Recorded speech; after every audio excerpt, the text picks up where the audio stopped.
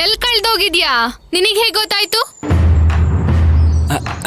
ಅದು ಅಚಿಂತ್ಯ ಹೇಳ್ದ. ಓ ಗೊತ್ತಾಯ್ತು. ನೀನವ್ನ ಮನೇಲಿದ್ಯಾ ಅಂದ್ಮೇಲೆ ಅವನೇ ತಾನೇ ಹೇಳಿರ್ತಾನೆ. ಕರೆಕ್ಟ್. ಅಚಿಂತ್ಯನೂ ಇಲ್ಲಿದ್ದಿದ್ರೆ ಎಷ್ಟ್ ಚೆನ್ನಾಗಿರ್ತಿತ್ತು. ಹೌದು, ಅಚಿಂತ್ಯ ನಿನಗೇನಾಗ್ಬೇಕು? ಏನಾಗ್ಬೇಕು ಅಂದ್ರೆ ಅವನ್ ತಮ್ಮ ಆಗ್ಬೇಕು.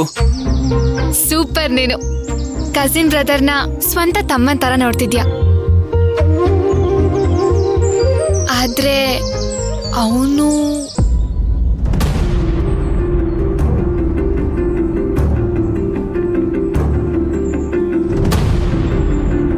ನಿನಗೆ ಗೊತ್ತಾ? ಅವನು ಅಂದ್ರೆ ಅಗಸ್ತ್ಯನಾ? ನಿನ್ ದಡ್ಡಿನ ಪೆದ್ದಿನ? ನನ್ ಅಚಿಂತ್ಯ ಗೊತ್ತಿದ್ಮೇಲೆ ಅಗಸ್ತ್ಯನು ಗೊತ್ತಿರ್ತಾನಲ್ವಾ? ಅವನ್ ಹೇಗಿದ್ದಾನೆ, ಎಲ್ಲಿದ್ದಾನೆ ಅಂತ ಏನಾದ್ರೂ ಗೊತ್ತಾ?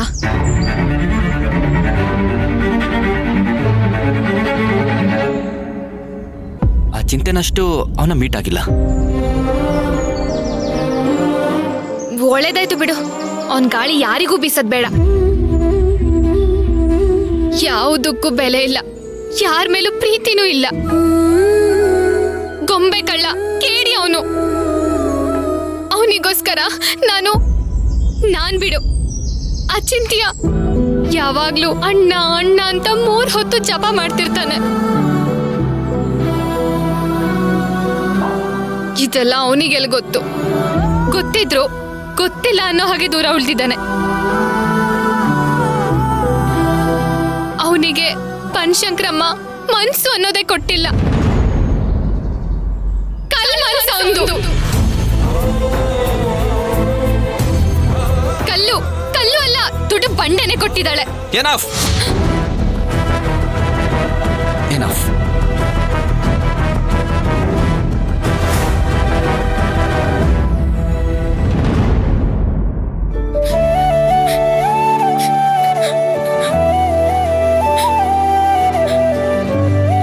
ಮುದ್ದು, ಏನ್ ಮಾಡ್ತಿದ್ಯಾ? ಏನಿಲ್ಲ ಅಪ್ಪ. ಮುದ್ದು, ಯಾಕೆ ಇವತ್ತು ನಿಂಗೆ ಸ್ಕೂಲ್ ರಜಾನಾ? ಇಲ್ಲ ಅಪ್ಪ, ಸ್ವಲ್ಪ ತಲೆ ನೋಯ್ತಾ ಇತ್ತು, ಅದಕ್ಕೆ ಹೋಗಿಲ್ಲ. ಏನು ತಲೆ ನೋವ್ತಿದ್ಯಾ? ಮುದ್ದು ಅಪ್ಪ. ಏಯ್ ಮುದ್ದು, ಯಾಕೆ ಹೇಳ್ತಿದ್ಯಾ ಮುದ್ದು? ಏನಾಯ್ತು ಕಂದ? ಏನಿಲ್ಲ ಅಪ್ಪ. ಏನಿಲ್ಲ ಅಂತಾನೆ ಅಳ್ತಾ ಇದ್ಯಲ್ಲ ಮುದ್ದು. ನನ್ ಮುದ್ದು ಮಗಳಲ್ವಾ ನೀನು? ಹೇಳೋ, ಏನಾಯ್ತು ಹೇಳೋ. ಅಪ್ಪ, ನಾನು ಒಳ್ಳೆ ಮಗಳ ಅಲ್ವಾ? ಅಯ್ಯೋ, ಯಾರೋ ಹೇಳಿದ ಹಾಗಂತ ನಿಂಗೆ?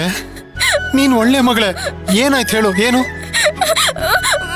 ಮತ್ತೆ ಅಮ್ಮಂಗೆ ಯಾಕೆ ತಾನು ಯಾವಾಗ್ಲೂ ಒಳ್ಳೆ ಮಗಳ ತರ ಕಾಣಲ್ಲ?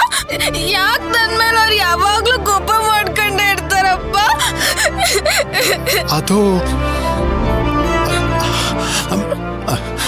ಅದು ಅಮ್ಮ ಏನೋ ಟೆನ್ಷನ್ ಅಲ್ಲಿ ಇರ್ತಾರೆ, ಅದಕ್ಕೆ ಹಾಗೆ ಮಾತಾಡಿರ್ತಾರೆ ಅಷ್ಟೇ. ಅದಕ್ಕೆ ಕಳೋದ ನೀನು? ಅಳ್ಬೇಡ ಕಂದ, ಪ್ಲೀಸ್. ಈಗ ಅಮ್ಮ ಏನ್ ಹೇಳಿದ್ಲು? ಅದು ಅಪ್ಪ, ಇಲ್ಲಿ ನೋಡು, ಪ್ರತಿ ಕಣ್ಣ ನಾನೆಷ್ಟು ಕಷ್ಟಪಟ್ಟು ಬರ್ತಿರೋ ಎಲ್ಲ ಪೇಜಸ್ನು ಹರಿತ ಆಗ್ತಾ ಬಿಡು ಅಂದೆ. ಪ್ರತಿ ಕಣ್ಣ.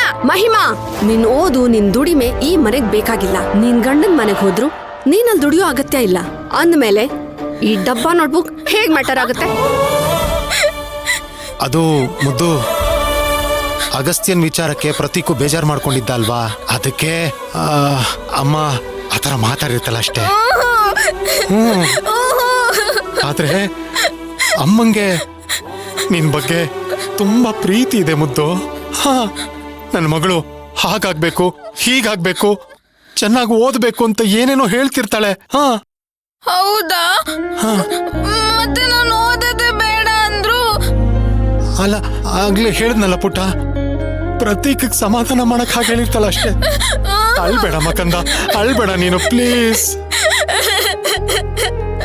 ಏ ಮುದ್ದು, ನೀನು ಅಪ್ಪನ್ ತೊಡೆ ಮೇಲ್ ಮಲ್ಗಿ ತುಂಬಾ ದಿನ ಆಯ್ತಲ್ವಾ? ಬಾ ಬಾ ಕಂದ.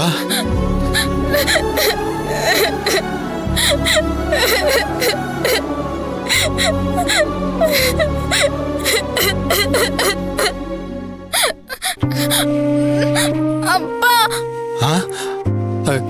ಏನ್ ಮುದ್ದು? ನೀವ್ ಸೀರಿಯಸ್ ಆಗಿದ್ರೆ ಚೆನ್ನಾಗಿರಲ್ಲ. ನಂಗೊಂದ್ ಜೋಕ್ ಹೇಳ್ತೀರಾ? ಜೋಕಾ? ಹೇಳ್ತೀನಿ ಮುದ್ದು. ನಾನು ಮುದ್ದು ಮಗಳು ಕೇಳಿದ್ಮೇಲೆ ಹೇಳ್ದೆ ಇರ್ತೀನ. ನಾನು ಹೈಸ್ಕೂಲಲ್ಲಿ ಇರ್ಬೇಕಾದ್ರೆ ನಮ್ಮ ಮೇಷ್ಟ್ರು ಸತಿ ಸಾವಿತ್ರಿ ಪಾಠ ಮಾಡಿದ್ರು. ಅದನ್ನ ಹೇಳ.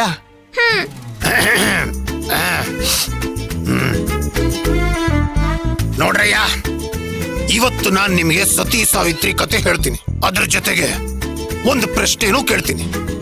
ಅದಕ್ಕೆ ನೀವೆಲ್ಲ ಸರಿಯಾದ ಉತ್ತರ ಕೊಡ್ಬೇಕು. ಗೊತ್ತಾಯ್ತಾ ಮಕ್ಕಳ? ಮುದ್ದು, ನೀನ್ ಈ ತರ ಸುಮ್ಮನೆ ಇರಬಾರ್ದು. ಆಯ್ತು ಆಯ್ತು ಅನ್ಬೇಕು. ಸರಿ ಸರಿ. ಹೇಳ. ಆಯ್ತು ಮೇಷ್ಟ್ರೇ. ಹಾ, ಹಾಗೆ ಜಾಣ ಮಕ್ಕಳು ನೀವೆಲ್ಲ. ಸಾವಿತ್ರಿ ತನ್ನ ಪತಿಗಾಗಿ ಸಾವಿನ ದೇವರಾದ ಯಮಧರ್ಮನ ಜೊತೆ ಹೋರಾಡಿ ತನ್ನ ಪತಿಯನ್ನ ಉಳಿಸ್ಕೊಂಡ್ಲು. ಇದು ಕತೆ. ಈಗ ಪ್ರಶ್ನೆ ಏನಪ್ಪಾ ಅಂದ್ರೆ, ಈ ಕಥೆಯಿಂದ ನೀವೆಲ್ಲ ತಿಳಿದ ನೀತಿ ಪಾಠ ಏನು? ಹೆಣ್ಣು ಧೈರ್ಯವಂತೆ, ಎಲ್ಲದನ್ನು ಎದುರಿಸಕ್ಕೆ ಸಿದ್ಧ ಇರ್ತಾಳೆ ಅಂತ. ತಪ್ಪು ಉತ್ತರ. ತಪ್ಪ? ಮತ್ತೆ ಸರಿ ಉತ್ತರ ಏನು?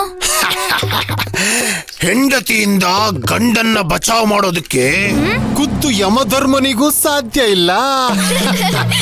ಕರೆಕ್ಟ್ ಅಲ್ವಾ? ಬಾ ಮುದ್ದು. ಮುದ್ದು, ನೀನ್ ಯಾವಾಗ್ಲೂ ಹೀಗೆ ನಗ್ತಾ ಇರ್ಬೇಕು, ಆಯ್ತಾ? ಅಪ್ಪ,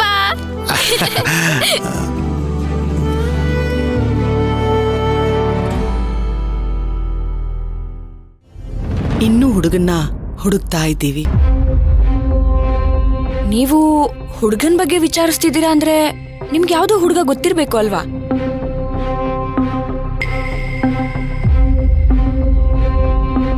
ನಮ್ಮ ಭಕ್ತಿನ ಮದುವೆ ಆಗೋರ್ಗೆ ಕೆಲವೊಂದು ಕಂಡೀಷನ್ ಇದೆ ಅಮ್ಮವ್ರೆ.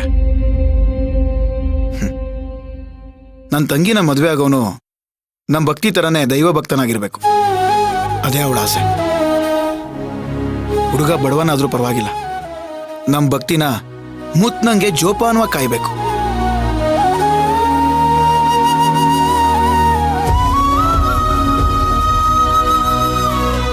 ಭಕ್ತಿ ಎಂತ ದೈವ ಭಕ್ತಿ ಅನ್ನೋದು ಎಲ್ರಿಗೂ ಗೊತ್ತು. ಅವಳು ಮಾಡಿರೋ ಪೂಜಾ ಫಲದಿಂದ ಅವಳಿಗೆ ಒಳ್ಳೆ ಗಂಡನೇ ಸಿಗ್ತಾನೆ.